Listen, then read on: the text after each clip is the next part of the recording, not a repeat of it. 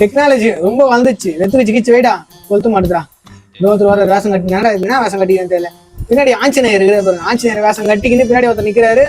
அதுதான் அதாவது இந்த ராமாயணத்துல இது பண்ணுவாங்க இல்லையா, வாழை கொளுத்திட்டா லங்கைய வந்து ஒரு வாழை நெருப்பு வச்சு லங்கையை கொளுத்திட்டு வந்தார்ல ராமர், அந்த புராண கதை பொழுது வேஷம் கட்டிக்கின்னு பின்னாடி கையில கேஸ் வச்சு இப்படி அச்சுன்னு சொரிகிற மாதிரி இருக்குது. அதே சைட்ல கேஸ் அடிச்ச மாதிரி இருக்குதுல்ல, வாழை அப்படியே கேஸ் டியூப் போட்டு அச்சுக்கிறானுங்க. வந்துட்டானுங்க பாருங்க டெக்னாலஜிய. அதனால டெக்னாலஜி எதுக்கெல்லாம் பயன்படுத்தணுமோ அதுக்கெல்லாம் பயன்படுறது இல்லை.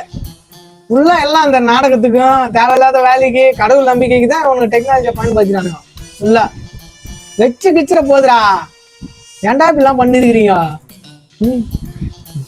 நல்லா உனக்கு சரியான ஆள்றா. பின்னாடி எல்லாம் குட்டி குட்டி குரங்கு வாசம் கட்டுனுக்கிறானுங்க பாருங்க. எல்லாம் அவர் குரங்கு கடவுள், இவங்க எல்லாம் குறைஞ்சி குட்டி குரங்குகள், குட்டி குஞ்சான்ஸ் இல்ல இவனுங்க. குரங்கு போயிருங்க நல்லா கட்டுக்கொட்டா உடம்புமா ஃபுல்லா.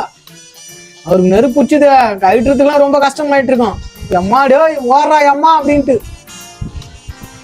ஜெய் ஸ்ரீராம் அப்படின்னு சொல்லின்னு ஒரு கைத்தட்டத்தை ரொம்ப சூப்பரா டிராமாலாம் பண்றானுங்க பாருங்க.